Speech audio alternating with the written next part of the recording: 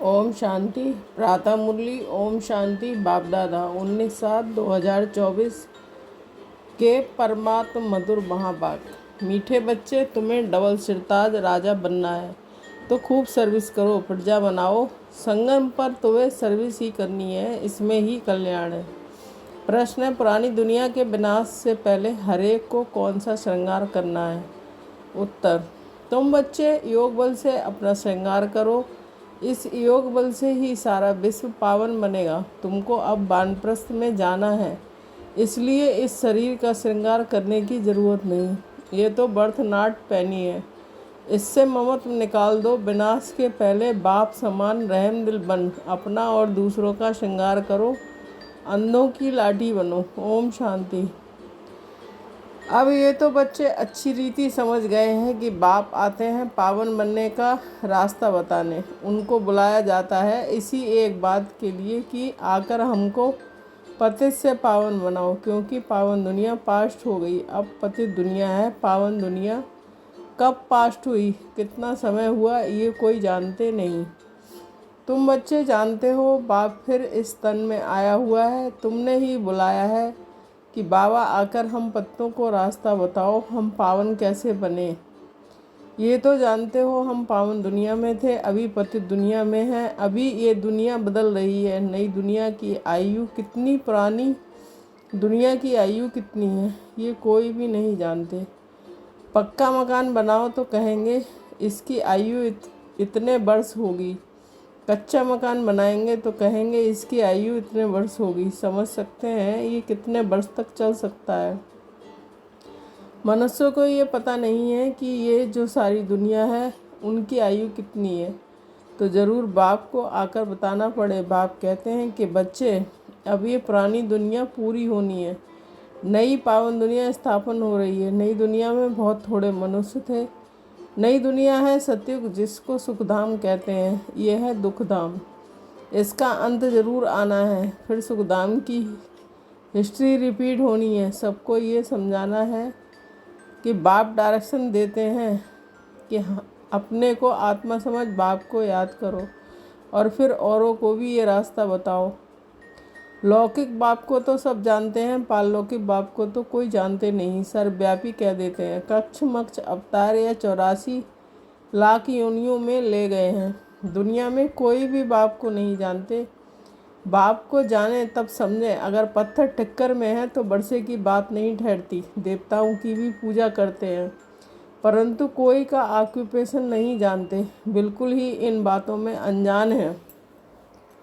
तो पहली मूल बात समझानी चाहिए। सिर्फ चित्रों से कोई समझ ना सके। मनुष्य बेचारे ना बाप को जानते हैं, ना रचना को जानते हैं कि शुरू से लेकर ये रचना कैसे रची। देवताओं का राज कब था, जिनको पूजते हैं कुछ भी पता नहीं। समझते हैं लाखों वर्ष सूर्यवंशी राजधानी चली, फिर चंद्रवंशी लाखों वर्ष चले।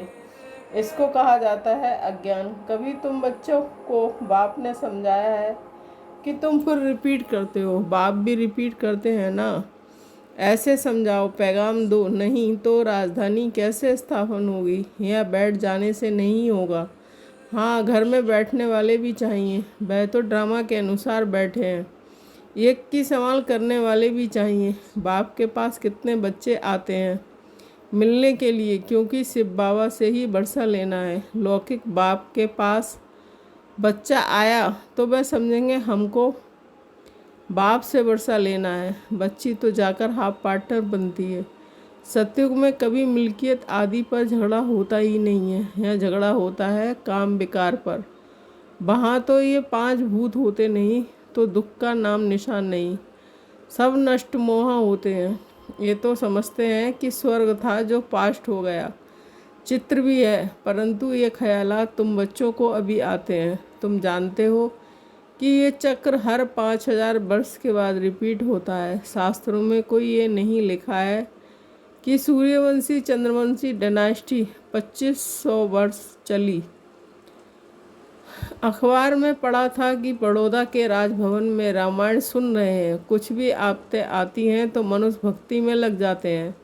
भगवान को राजी करने के लिए ऐसे कोई भगवान राजी होता नहीं है। ये तो ड्रामा में नूद है। भक्ति से कभी भगवान राजी नहीं होता है। तुम बच्चे जानते हो, आधा कल भक्ति चलती है, खुद ही दुख उठाते रहते हैं। भक्ति करते करते सब पैसे खलास कर देते हैं। ये बातें तो कोई बिरले ही समझेंगे। जो बच्चे सर्विस पर हैं वह समाचार भी देते रहते हैं। समझाया जाता है ये ईश्वरीय परिवार है, ईश्वर तो दाता है, वह लेने वाला नहीं है। उनको तो कोई भी देते नहीं और ही सब बर्बाद करते रहते हैं। बाप तुम बच्चों से पूछते हैं तुमको कितने अथाह पैसे दिए हैं, तुमको स्वर्ग का मालिक बनाया है, फिर वह सब कहाँ गया? इतने कंगाल कैसे बने? अभी मैं फिर आया हूँ। तुम कितने पद्म भगवान बन रहे हो। मनुष्य तो इन बातों को कोई भी नहीं जानते, तुम जानते हो। अभी इस पुरानी दुनिया में यहाँ रहना नहीं है, ये तो खल्लास हो जानी है। मनुष्यों के पास जो ढेर पैसे हैं वह किसी के हाथ आने नहीं है। विनाश होगा तो सब खल्लास हो जाएंगे। कितने माइल में बड़े बड़े मकान आदि बने हुए हैं, ढेर के ढेर मिल्कियत है, सब खत्म हो जाएगी। क्योंकि तुम जानते हो कि जब तुम्हारा राज था तो और कोई थे ही नहीं, वहाँ अथाह धन था। तुम आगे चल देखते रहेंगे क्या क्या होता है। उनके पास कितना सोना, कितनी चांदी, नोट आदि हैं, वह सब बजट निकलता है। अनाउंस करते हैं कितना बजट है, तो फिर कितना खर्चा है। बारूद पर कितना खर्चा है, अभी बारूद पर कितना इतना खर्चा करते हैं, उससे आमदनी तो कुछ है नहीं। ये रखने की चीज़ तो है नहीं। रखने का होता है सोना और चांदी। दुनिया गोल्डन एजड है तो सोने के सिक्के होते हैं। सिल्वर एज में चांदी है तो वहाँ तो अपारधन होता है। फिर कम होते होते अभी देखो क्या निकला है, कागज़ के नोट। विलायत में भी कागज़ के निकले हैं। कागज़ तो काम की चीज़ नहीं, बाकी क्या रहेगा।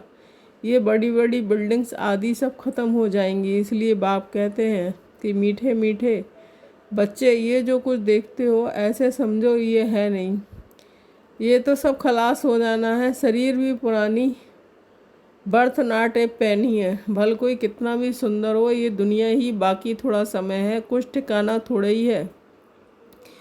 बैठे बैठे मनुष्य का क्या हो जाता है, हार्ट फेल हो जाते हैं। मनुष्य का कोई भरोसा नहीं। सत्युग में थोड़े ही ऐसे होगा, वहाँ तो काया कल्पत्रु समान होती है। योग बल से अब तुम बच्चों को बाप मिला है, कहते हैं इस दुनिया में तुमको रहना नहीं है, ये छीछी दुनिया है। अब तो योग बल से अपना श्रृंगार करना है। वहाँ तो बच्चे भी योग बल से होते हैं, बेकार की बात ही वहाँ नहीं होती। योग बल से तुम सारे विश्व को पावन बनाते हो, तो बाकी क्या बड़ी बात है। इन बातों को भी वही समझेंगे जो अपने घराने के होंगे। बाकी तो सबको शांति धाम में जाना है, वह तो है घर, परंतु मनुष्य उसके घर भी नहीं समझते। वो तो कहते हैं कि एक आत्मा जाती है, दूसरी आती रहती है, सृष्टि वृद्धि को पाती जाती है। रचता और रचना को तुम जानते हो, इसलिए कोशिश करते हो औरों को समझाने की, ये समझकर कि बाबा का स्टूडेंट बन जाए, अब कुछ जान जाए, खुशी में आ जाए। हम तो अब अमर लोक में जाते हैं। आधा कल्प तो झूठी कथाएं सुनी हैं, अब तो बहुत खुशी होनी चाहिए। अमर लोक में हम जाएंगे। इस मृत्यु लोक का अभी अंत है। हम खुशी का खजाना यहाँ से भर कर जाते हैं, तो इस कमाई करने में, झोली भरने में अच्छी रीति लग जाना चाहिए। टाइम वेस्ट नहीं करना चाहिए। बस अभी तो हमको औरों की सर्विस करनी है, झोली भरनी है। बाप सिखलाते हैं रहमदिल कैसे बनो, अंधों की लाठी बनो। ये सवाल तो कोई सन्यासी विद्वान आदि पूछ नहीं सकते। उनको क्या पता स्वर्ग कहाँ है, नरक कहाँ होता है। भल कितने भी बड़े बड़े पोजीशन वाले हैं, कमांडर चीफ एरोप्लेन्स हैं, कमांडर चीफ लड़ाई के हैं, स्टीमर के हैं, लेकिन तुम्हारे आगे ये सब क्या है, तुम जानते हो। बाकी थोड़ा समय है, स्वर्ग का तो कोई को पता ही नहीं है। इस समय तो सब तरफ मारामारी चल रही है। फिर उनको एरोप्लेन्स अथवा लश्कर आदि की दरकार नहीं रहेगी, ये सब खल्लास हो जाएंगे। बाकी थोड़े मनुष्य रहेंगे, ये बत्तियां एरोप्लेन आदि रहेंगे, परंतु दुनिया कितनी छोटी रहेगी। भारत ही रहेगा। जैसे मॉडल छोटा बनाते हैं ना, और कोई की भी बुद्धि में नहीं होगा। कि मौत आखिर कैसे आना है। तुम तो जानते हो मौत सामने खड़ा है। ये कहते हैं कि हम यहाँ बैठे ही बॉम्ब्स छोड़ेंगे, यहाँ गिरेगा, सब खत्म हो जाएंगे। कोई लश्कर आदि की दरकार नहीं है। एक एक एरोप्लेन भी करोड़ों खर्चा खा जाता है। कितना सोना सबके पास रहता है, टन्स के टन्स सोना है, वह सब समुद्र में चला जाएगा। ये सारा रावण राज एक आइलैंड है, अनगिनत मनुष्य है। तुम सब अपना राज स्थापन कर रहे हो तो सर्विस में बिजी रहना चाहिए। कहाँ बाढ़ आदि होती है तो देखो कैसे बिजी हो जाते हैं, सबको खाना आदि पहुंचाने की सर्विस में लग जाते हैं। पानी आता है तो पहले से ही भागना शुरू करते हैं। तो विचार करो अब कैसे ख़त्म होंगे। सृष्टि के आलरामन सागर हैं, विनाश होगा तो जलमयी हो जाएगी। पानी ही पानी है। बुद्धि में रहता है कि हमारा राज्य था तो ये बॉम्बे कराची आदि तो थे नहीं।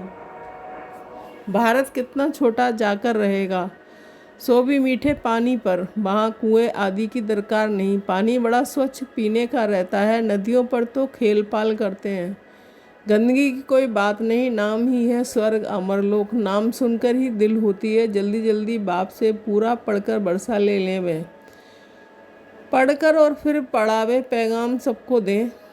कल्प पहले जिन्होंने बरसा लिया वह ले लेंगे। पुरुषार्थ करते रहते हैं क्योंकि बेचारे बाप को नहीं जानते। बाप कहते हैं पवित्र बनो।